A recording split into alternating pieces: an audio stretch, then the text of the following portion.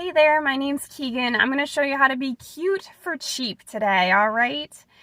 So part of being cute is knowing who you are. And I'm hoping that I can kind of get this right today because so much of who I was through my life was me putting on different outfits. I was playing different roles, through high school and college. I just wanted to be someone other than myself. I was looking for who I was, right? But I was missing the whole point. And I think it's way too easy to fall into that trap. We're looking through these beauty videos, we want to feel our best, but sometimes we're just missing this piece of the puzzle. Like, who am I? What am I trying to be? And sometimes we're trying to be other people, okay? We look at the media and we see these beautiful supermodels and we want to be that person. We want to be super cute, which who doesn't want to be cute, right? But we have to be ourselves while we're, going out there and trying to put on our best face. Because if we're not ourselves authentically, it's just going to fall really flat. So I'm going to kind of give a little bit of, background history with where I've been in my past. You see me on this video. This is me. I'm currently wearing a wig. This is a wig, but it's actually my natural hair color. This is me with my makeup, very simple. And in college, I went kind of the pretend goth route. I went sporty chick girl, with sweatpants and my hair up in this bun, trying to be sporty even though I didn't play sports. I tried, just like goody two-shoes, A-pluser, I wore khaki pants. Who does that? Like, I don't know.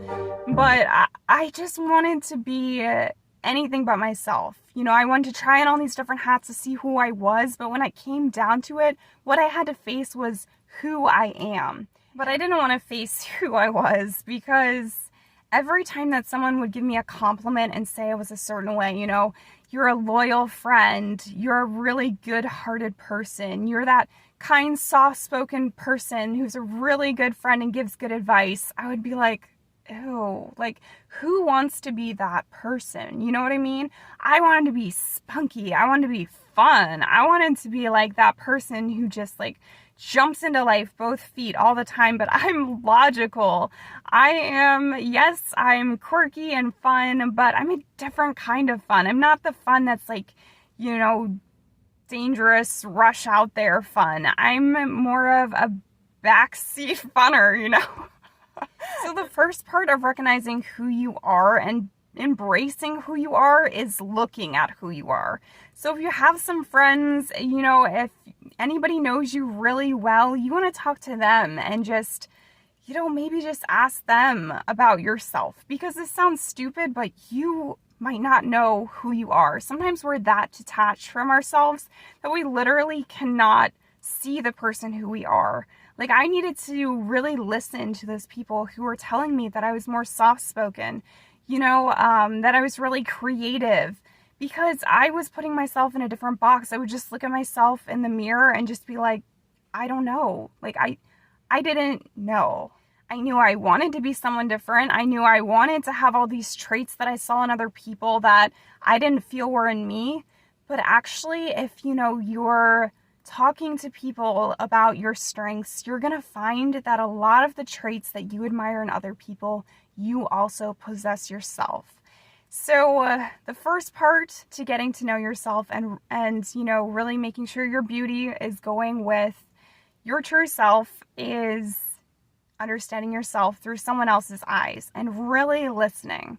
You're not going to want to hear it. I have to be honest. I hated the fact that I was soft-spoken, the fact that I was the nurturer, the fact that I was that person people could depend on. I thought that meant I was boring. But now when I look in the mirror, I realize that those are my strengths. It's a positive thing to be able to reach out to someone, whether it's through the camera or online or just as a friend, and be able to say, hey, I am here for you. That softness, which I thought was something terrible, is actually one of my biggest strengths. And I think we need to start to realize that all these things that we think are so terrible about ourselves are actually strengths. I felt this way a lot with dating when I went through dating. I wanted to be that sexy girl. I wanted to be alluring. I wanted to be mysterious. I wanted to be sporty. I wanted to be adventurous. I wanted to be kind of that girl who, you see in the movies who the guys are just like flocking after, but I wasn't that girl, okay? You see my beautiful face on here, you're probably thinking I'm like a guy magnet, okay? Like, do a little rewind to myself in high school and college. I was the opposite because I was so desperate for attention and desperate to be someone other than who I was that it wasn't working, and it doesn't work unless you are yourself, unless you're using your real strengths instead of trying to be this foxy girl who you clearly aren't. So while we're discussing that, let's discuss awkward traits. All right? I'm quirky. Sometimes I'm shy. Sometimes I'm reserved. Sometimes I feel awkward. And sometimes awkwardness is a trait of ours. Sometimes we are quirky. And I think it's time to just embrace that, because we think of certain words having negative connotations. But for real, your entire self, whether that's, has a negative vibe to it or not, it's who you are. And so isn't it time that we embrace these words without feeling like a nerd? Okay, say you are a nerd. Say you like books. I literally am an author. I love words. I love books. I was second in my class pretty much all through everywhere I've been in education. I'm smart. I'm nerdy. And if you are too, it's okay. Embrace that, because people aren't here just to, find the crazy supermodels of the world. Your smarts are an asset. There's something to be proud of. Stop putting yourself down for assets that you don't even know if someone else will like. Maybe they're looking for smart, maybe I know I'm looking for, some girlfriends who literally just are on the same level intellectually, right? Everyone wants friends who are on the same level intellectually. It is not a bad thing to be smart. So stop labeling these traits of yourself as something negative. Try to look at them as positive and see how, if you looked at it as something positive, how would that change how you dress, how you present yourself? So now we're going to get into the beauty aspect here. So how does your personality dictate how you should be dressing, wearing your hair, doing your makeup? How does that work with your personality? So I used to think it was kind of detached. Like if I looked a certain way, then people would perceive me that way and maybe, up my coolness factor, up my sporty factor, whatever I thought I was lacking. But it actually works a different way. So if you dress like who you are inside, it amplifies those qualities in a really good, natural way. So for instance, when I was first looking in the mirror, trying to figure out how to dress and be myself, right? I just looked in the mirror and I had no idea. I would just stare and be like, so who am I? What does my makeup say about me? What does my hair say about me? So for me, I started at the basics. Who am I? And I didn't want to first look at these things, but I'm sweet. I'm loyal. I'm caring. I'm very into, nature, being outdoors. I like more natural things. So with my makeup, I started there. I like more of a natural face. I like it to just look fresh and youthful and kind of sweet, because that's who I am, and that's okay. I don't need to have those sexy, what is it called? Eyeliner. I don't need those little swoops, okay? Those are reserved for the girls who are naturally just a little bit fiery like that. That's not me. So when I looked at my natural makeup routine, literally I just kept everything very basic. That's who I am. I'm logical, I'm basic. So this is my fresh face, It's super easy to do. I'm going to do a tutorial on how to do this makeup. And I usually just use a swipe on chapstick, that's tinted with color, because I'm simple. I'm keeping it simple. That's who I am in my personality, and I wanted it to reflect in my makeup choices. Next, my hair. As I said, this is a wig, right? But I wear my natural hair out in the world. And I'm sure you'll see it here on videos. I just like a kind of smoothed over look for YouTube here. So my hair, I just keep it very simple with how I do it. Usually I just crinkle it with my hands, let it dry natural, or I put it up in a bun or something. I just let my style reflect that kind of bohemian natural style that goes with my personality. And so if you're looking to mesh who you are and your personality, this is how you do it. So the second part when you're looking into the mirror is actually thinking about, what do I love from your reflection, right? Because so often we're looking in the mirror and we're seeing exactly what we hate. But when you give yourself that challenge and you look into the mirror with new eyes and you're like, what do I love about myself? So when I looked into the mirror, I saw right away my eyes. With no makeup, with nothing on, my eyes stood out to me. Eyes are the window to the soul, right? And I love my eyes. They're big. I've got almond-shaped ones, which they say go with every kind of makeup, right?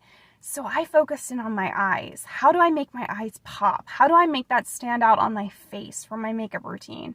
I decided on clump lashes or cluster lashes. You can find a tutorial on my YouTube channel for these that I have on right now.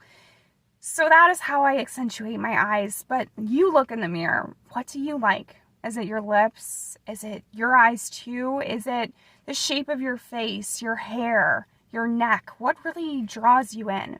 And then work to accentuate this feature so that when you're looking in the mirror, you're seeing what you love, right? And then, you can work to de-accentuate the things you don't. So sometimes I got a big nose. I have worked so hard on my self-appreciation and self-love for myself, but sometimes my nose looks a little bit big to me. And, that's being critical because everybody is their worst critic and you are being your worst critic too. So when I look in the mirror and I notice my nose is standing out a little bit, I shade the sides of it, okay? I'm gonna be real with you. I'm being real on this channel, okay?